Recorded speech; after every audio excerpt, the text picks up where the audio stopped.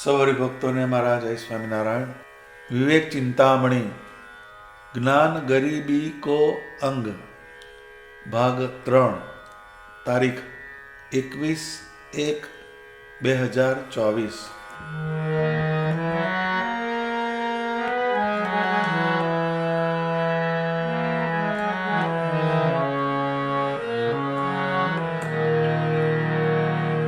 મન કર્મ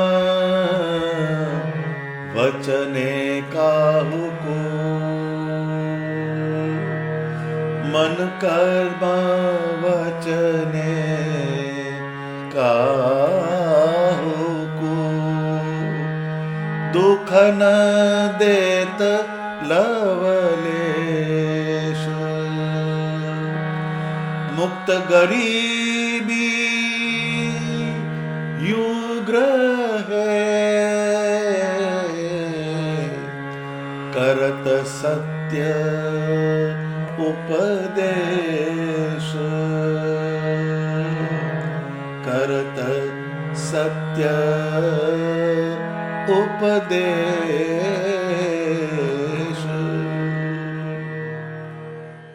જ્યારે આપણે કોઈને દુઃખ થાય એવી કોઈ ક્રિયા કરીએ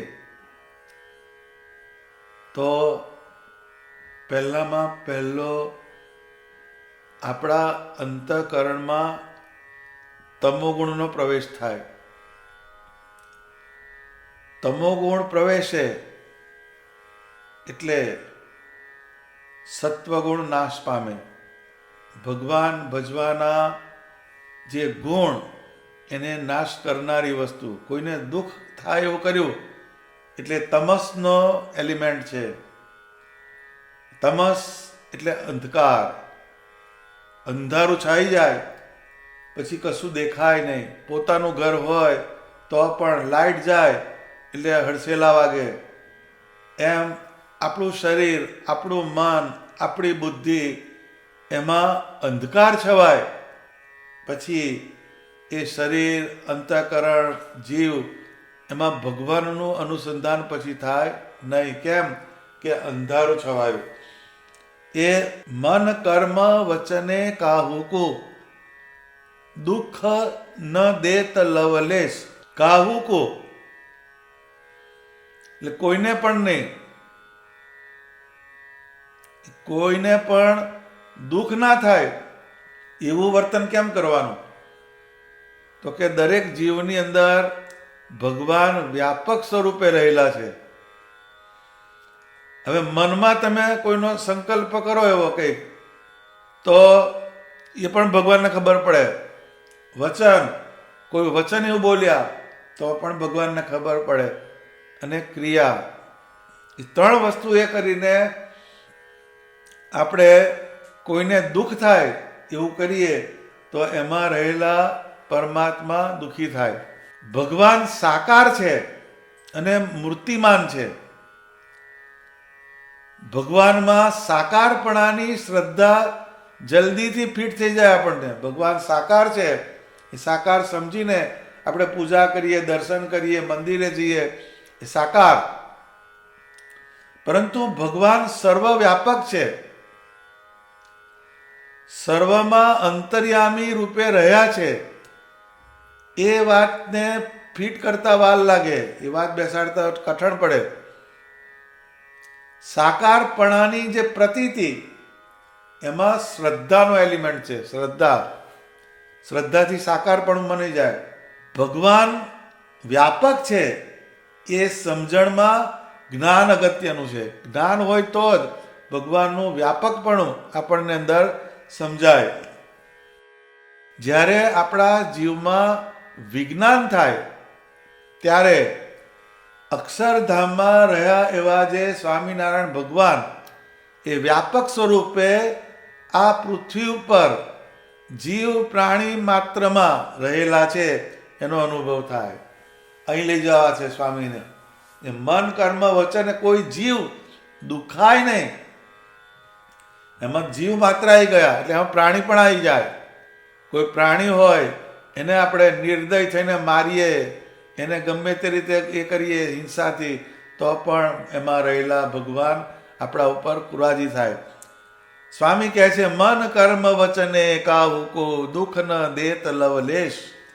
કોઈ પણ ભગવાનના ભક્ત હોય, એ ગમે એવા ગરીબ હોય, ભોળા હોય, પરંતુ ક્યારેય મનથી પણ એને દુઃખ થાય એવો સંકલ્પ ના કરવો, કે કોઈ કટુ વચન બોલીને કે મસ્કરીમાં એની ઠેકડી ઉડાડીને એની સાથે વાત ના કરવી. કેમ કે કોઈ પણ ક્રિયા દ્વારા પણ ભગવાનના ભક્ત દુખાય એ બહુ આપણને નડે.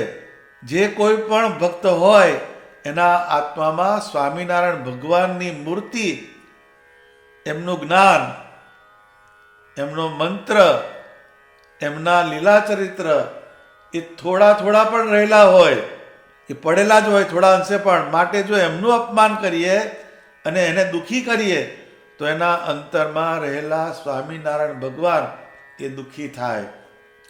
આ વાતનો સિદ્ધાંત છે તે પ્રાકૃત ભક્તિ કરતા હોય એને ફીટ ના બેસે. આજે વાત કરી એ પ્રાકૃત, કે જેની બુદ્ધિ પ્રાકૃત છે, એમાં ભગવાનના જ્ઞાનનો અંશ પડેલો નથી, એના ફીટ ના થાય.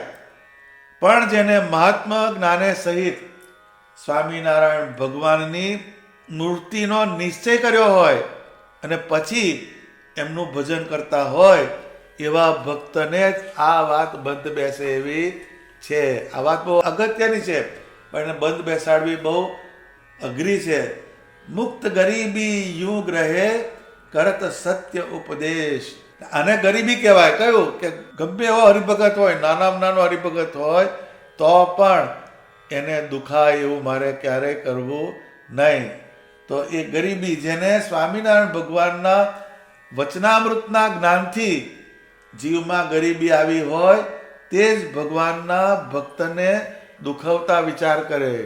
આ જેને સમજણ પડી હોય વચનામૃતથી કે આમ કરે તો આમ થાય, આમ કરે તો આમ થાય, એવો જે ભક્ત હોય એ ક્યારેય ભગવાનના ભક્તને દુખવે નહીં. શ્રીજી મહારાજના જીવનના ઘણા પ્રસંગ છે. ભગવાન પોતે પુરુષોત્તમ નારાયણ હતા તો પણ એમણે આ વાતનું ધ્યાન રાખેલું છે. એક વખતે મહારાજ માણકી ઘોડી ઉપર બેસીને એટલે ઉતાવળથી જતા હશે, એટલે એની જે સોટી હોય એટલે એ ફૂમકું હશે એનું, તો એ જતા જતા એક છોકરાને કંઈક વાગી ગયું એ ફૂમકાનું સોટીનું. તો મહારાજને ખબર પડી કે છોકરાને વાગ્યું, એટલે ભગવાન પાછી ઘોડીને લાવ્યા ને છોકરો જે હતો ત્યાં એને ઉતરીને એને પેંડો આપ્યો કે તને વાગ્યું નથી ને. એ ભગવાન કોઈ પણ જીવ, નાનો જીવ હોય તો પણ એને દુભવે નહીં, દુઃખ થાય એવું ના કરે, એ મોટાનું લક્ષણ કહેવાય.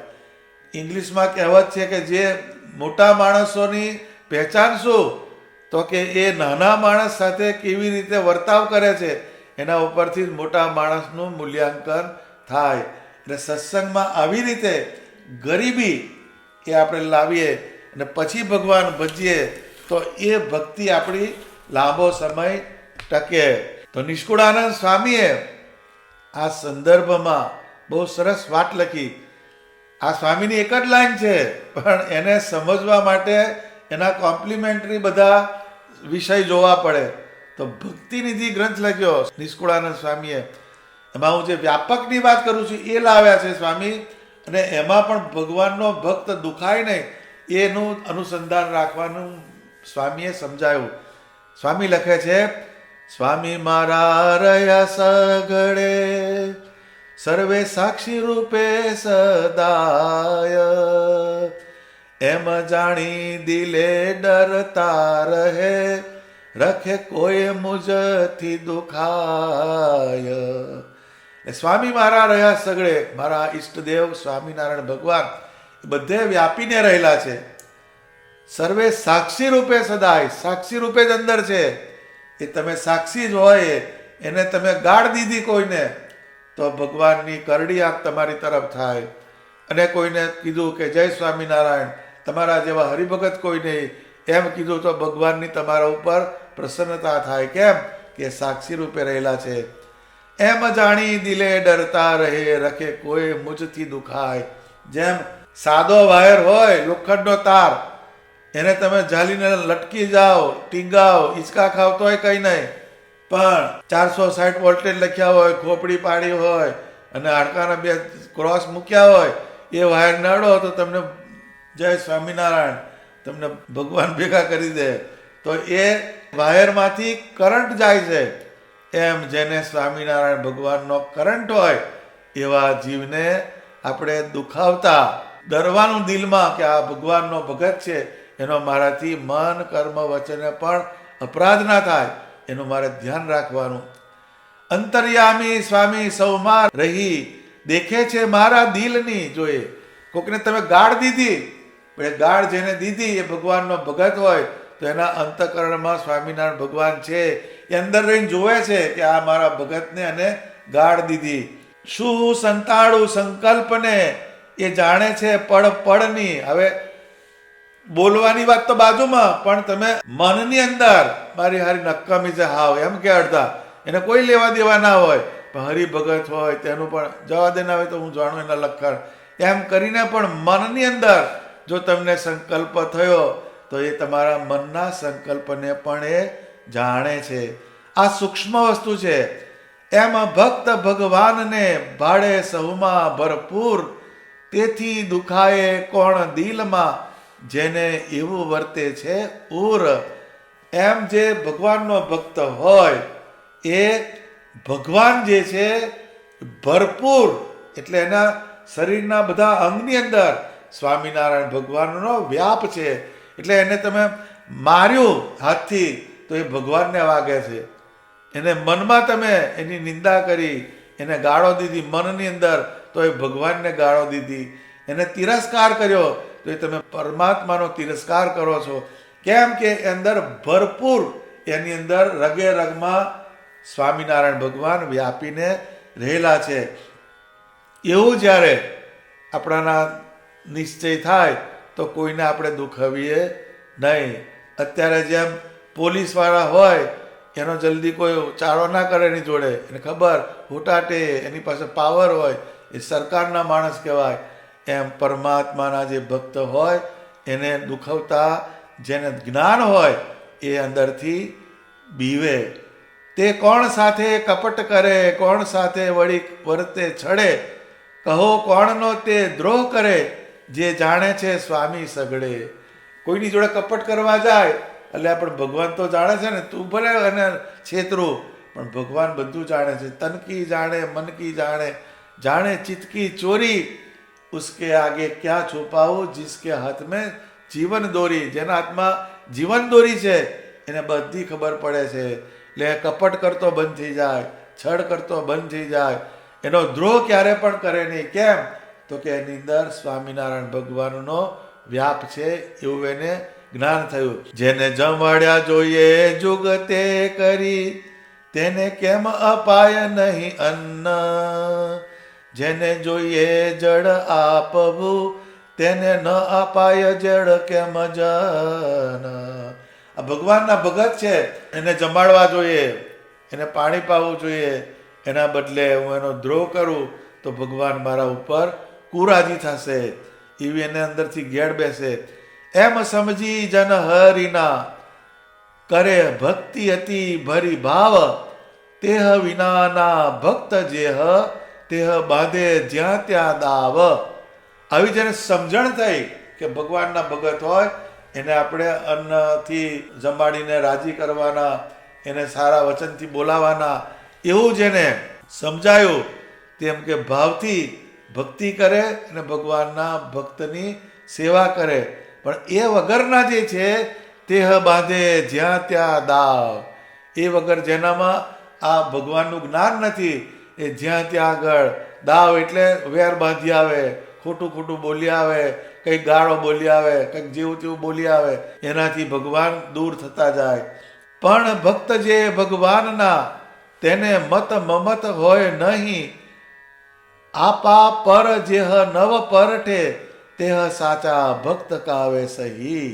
તેમ જે ભગવાનનો ભક્ત કયો કે જેનામાં જ્ઞાનની ગરીબી એ અંદર દ્રઢ થયેલી છે, એવો જે ભક્ત હોય તેને મત, એટલે આ મારું આમ માનવું છે, તું શું સમજે, મારે મમત્વ એટલે મારું છે આ, તારે એને અડવાનું નહીં, એટલે મત અને મમત્વ એ બે હોય નહીં.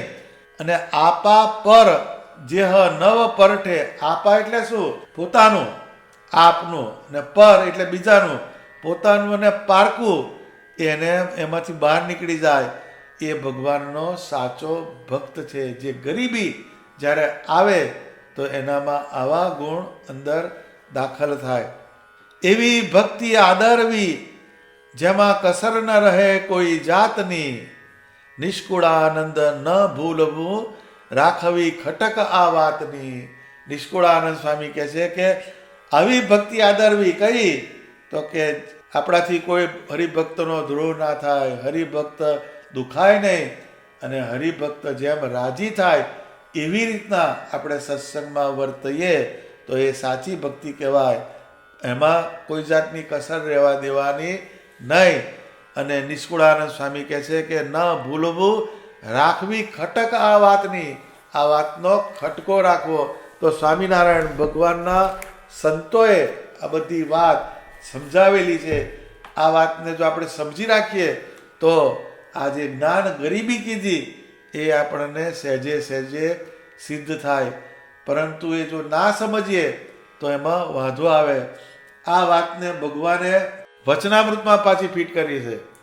આ નિષ્કુળાનંદ કાવ્યમાં આપણે ભક્તિનિધિ ગ્રંથ એમાં લખી આ વસ્તુ. પરંતુ સ્વામિનારાયણ ભગવાને વચનામૃત ગઢડા મધ્યના 40માં એક બહુ સરસ વાત સમજાવી. જેમ આપણી જાડી કહેવત છે કે આંધળું વળે ને પાડું ચાવે, એમ થોડું ભજન કર્યું હોય પણ કોઈ ભગતનો દ્રોહ કરીએ, અપરાધ કરીએ તો આપણું ભજન બધું જય સ્વામિનારાયણ એ એડે થઈ જાય. તો એ અટકાવવા માટેની પ્રક્રિયા શું? તો એની સ્વામિનારાયણ ભગવાન એની દવા બતાવે છે. મધ્યનું 40મું વચનામૃત એમાં મહારાજ કહે છે ભગવાનના ભક્તનો મને વચને ને દેહે કરીને જે કોઈ જાણે અજાણે દ્રોહ થઈ આવે ને તેણે કરીને જેવું આ જીવને દુઃખ થાય છે તેવું બીજે કોઈ પાપે કરીને થતું નથી. ભગવાનનો ભક્ત હોય એનો એમ કે મનથી, વચનથી અને કર્મથી, અમે જાણે અજાણે કીધું, પાછું જાણે અથવા અજાણે દ્રોહ થઈ જાય અને તેણે કરીને આ જીવને જેવું દુઃખ થાય છે તેવું બીજે કોઈ પાપે કરીને થતું નથી. એને પાપ કીધું. કેમ કે પરમેશ્વરના જે ભક્ત છે એ દુઃખી થાય એવી આપણાથી કોઈક ક્રિયા થઈ, કોઈક વિચાર થયો કે કોઈક આપણાથી એવું સંકલ્પ થયો તો એ વસ્તુ એમ કે એના જેવું પાપ બીજું નથી. માટે જાણે અજાણે મને, વચને, દેહે કરીને જે કંઈ ભગવાનના ભક્તનો દ્રોહ બની આવ્યો હોય તેનો દોષ નિવારણ કરાવ્યા સારું એક પ્રણામ અધિક કર્યો. સ્વામિનારાયણ ભગવાન કાયમ પૂજા કરે તો દંડવત કરે, તો એ દંડવત કર્યા પછી એક કાયમ 5 કરતા હોય તો એક દિવસે મહારાજે 6 દંડવત કર્યા. તો સુખ સ્વામીએ એ જોયું એટલે પૂછ્યું કાયમ ભગવાનની સાથે રહે કે મહારાજ આજે એક દંડવત અધિક કેમ કર્યો? તો એનો જવાબ આપે છે. એ જવાબની અંદર સ્વામિનારાયણ ભગવાને આ વાત લખી કે એક દંડવત અધિક કરવાનો, એનો દોષ જે લાગે કોઈ ભક્તનો જાણે અજાણે અપરાધ થાય એ દોષના નિવારણનો આપણો દંડવત છે. આપણે તો દંડવત કરવાની વાત બાજુ પર રહી ગઈ અને એનો દ્રોહ કરતા જ રહીએ, એને આપણો દોષ જ લાગતો હોય. એટલે આપણે આ વસ્તુનું ધ્યાન રાખવાનું. અને અમે તો એમ જાણ્યું છે જે ભગવાનના ભક્તના દ્રોહે કરીને જેવું આ જીવનું ભૂંડું થાય છે ને એ જીવને કષ્ટ થાય છે તેવું કોઈ પાપે કરીને થતું નથી. એ ભૂંડું જે આ જીવનું કરનારું કોઈ વસ્તુ હોય તો એ ભગવાનના ભક્તને દુઃખ થાય એવી કોઈ આપણાથી ક્રિયા થઈ જાય તો એનાથી આપણું ભૂંડું થઈ જાય. કેમ કે ભગવાનનો ભક્ત દુખાયો અને ભગવાનના ભક્તની મને, વચને, દેહે કરીને જે સેવા બની આવે ને તેણે કરીને જેવું આ જીવનું રૂડું થાય છે ને એ જીવને સુખ થાય છે તેવું બીજે કોઈ સાધને કરીને નથી થતું. આ બહુ સમજવાની વાત આ છે. જેમ ભક્ત હોય એનો અપરાધ થાય, એને દુઃખ થાય, એવી કોઈ ક્રિયા થાય તો એનાથી પાપ લાગે છે. એવી રીતના ભગવાનના જે ભક્ત હોય એને મને, વચને અને કર્મે કરીને એની સેવા કરીએ. હવે મનથી આપણે કોઈક ભગતને સંભાળીએ કે આ ગામમાં આ હરિભગત બહુ સારા છે, આ હરિભગતનું આ અંગ બહુ સારું છે, એનું અંગ આપણે જીવનમાં ઉતારવા જેવું છે, એ મનમાં આપણે વિચાર કર્યો. પછી વચન, પછી એને કોઈકને બોલીએ કે આ હરિભગતના ગુણ ગઈએ તો એ વચન થયું.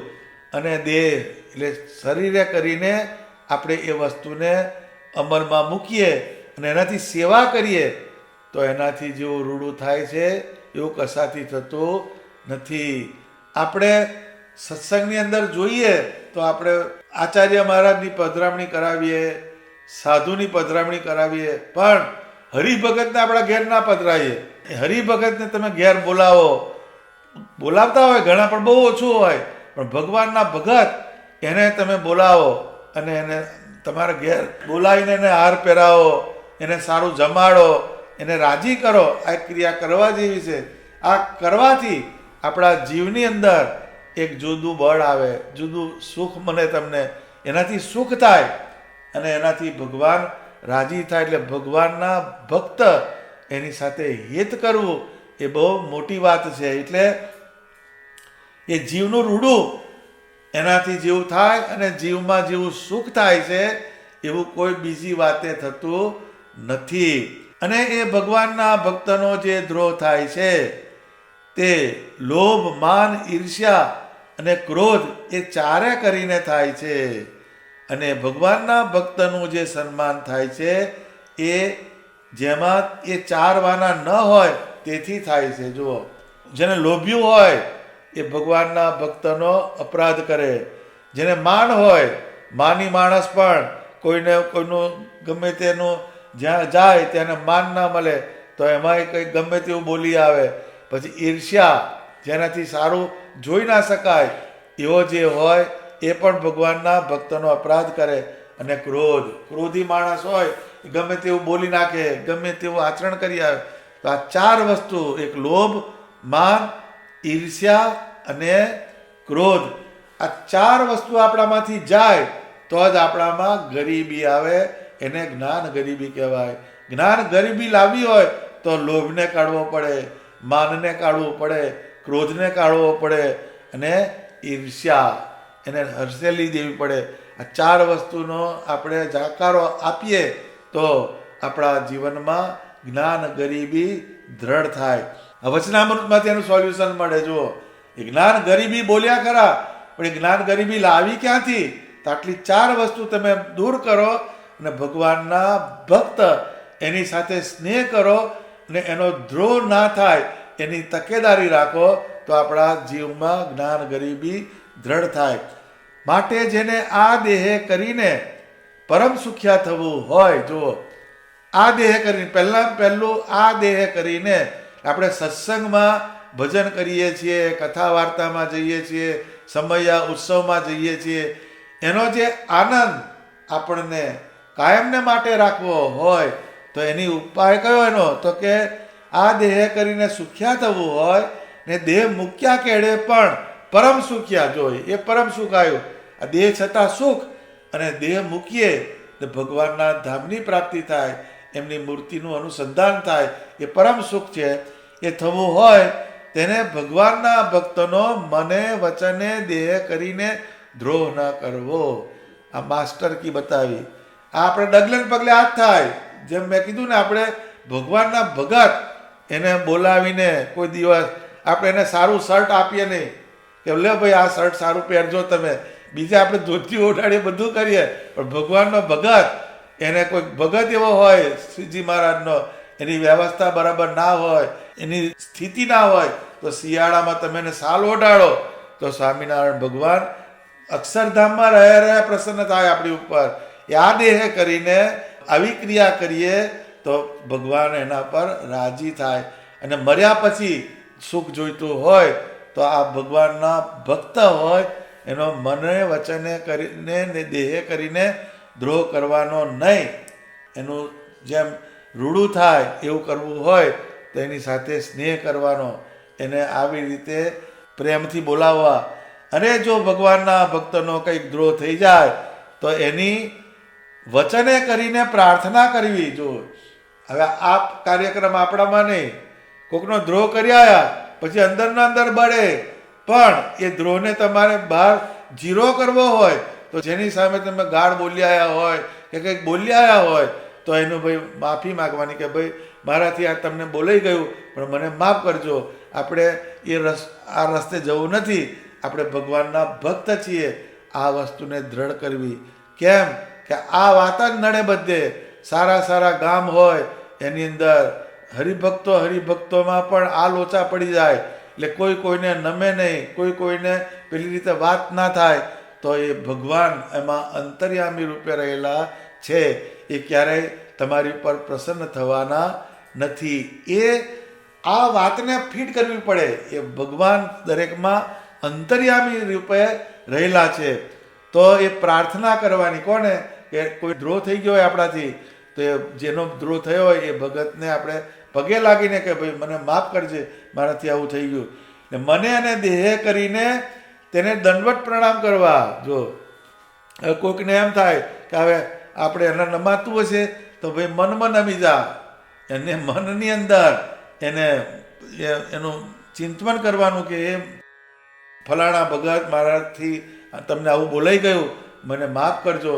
તો એ મનની અંદર તમે એ ભક્તની માફી માગી, એને સ્વામિનારાયણ ભગવાન એ તમારી અંદર પણ અંતર્યામી રૂપે રહેલા છે, અને પેલા જેની તમે દ્રોહ કરી આવ્યા એના અંતઃકરણમાં પણ બેઠેલા છે. બંને જગ્યાએથી શ્રીજી મહારાજ તમારી આ વાતને સમજે છે, જાણે છે, એટલે એ તમને આશીર્વાદ મળે તમને, અને તમને સારા વિચાર મળે. તો એ પ્રણામ કરવા ને ફરીને દ્રોહ ન થાય એવી રીતે વર્ત્યાનો આદર કરવો. કારણ કે ફરીથી એવો દ્રોહ ના થાય એની તકેદારી રાખવાની પણ શ્રીજી મહારાજે રેડ એલર્ટ બતાવી. પણ એકવાર દ્રોહ કરીને દંડવત પ્રણામ કર્યા ને વળી ફરી દ્રોહ કરીને દંડવત પ્રણામ કરવા એવી રીતે વર્તવું નહીં. આ તો પછી ટેવ પડી કે હેડો ને કે બોલી આવવાની ગાઢ, પછી કે હા સોરી, હા ભાઈ માફ કરજો, એ ધંધો નહીં કરવાનો એમ કહે છે. એકવાર દ્રોહ થયો ને એની માફી માગી, પછી ફરીથી એ ના થાય એની તકેદારી રાખવાની. અને આ વાર્તા દાડી સાંભળતી રહે તે સારું. આજથી સર્વે સંત તથા સર્વે હરિભક્ત માત્ર એવો નિયમ રાખજો જે ભગવાનની પૂજા કરીને પોતાના નિત્ય નિયમના જે દંડવત પ્રણામ હોય તે કરવા, ને તે પછી બધા દિવસમાં જે કોઈ જાણે અજાણે મને વચને દેહે કરીને ભગવાનના ભક્તનો દ્રોહ થયો હોય તેનું નિવારણ કરવા સારું એક દંડવત પ્રણામ નિત્ય કરવો, એમ અમારી આજ્ઞા છે, તેને સર્વે પાળજો. આમાં વાત બહુ જ નાની છે. એક દંડવત કરવામાં તમને પરસેવો પડવાનો નથી, પણ એક દંડવત જે છે એની પાછળનું જે તત્વ છે, લોજિક છે, એ બહુ જ અગત્યનું છે. એ રિમાઇન્ડર છે. તમે રોજ જે 11 દંડવત કરતા હોય પૂજા કરીને તો 12 કરવાના, 5 કરતા હોય તો 6 કરવાના. એનું કારણ શું? તો કે છે મારાથી મને વચને કર્મે કરીને ભગવાન સ્વામિનારાયણના ભક્તનો દ્રોહ ના થાય. હે મહારાજ, મને એવી બુદ્ધિ, શક્તિ અને પ્રેરણા આપજો. આમ કહી અને એક દંડવત આપણે વધારાનો કરવો. આ સ્વામિનારાયણ ભગવાને આ વચનામૃતમાં ભલામણ કરી છે. એટલે આપણા દ્રોહનું નિવારણ થાય. દોષ જે લાગ્યો, હવે આપણે દોષ ભેગા થતા જાય છે. ગમે ત્યારે આપણે કોઈ જગ્યા ગયા તો આપણે તને શું સમજ પડે, તું વળી આજકાલનું આવેલું અમને બતાવે છે, આવું પણ આપણે બોલી જઈએ કોઈક વાર. એ માન છે ત્યાં આગળ. પછી ક્રોધથી બોલાય, આ ઈર્ષ્યાથી બોલાય. આ બધા તત્વો તમને ભગવાનના ભક્તનો દ્રોહ કરાવનારા તત્વો છે.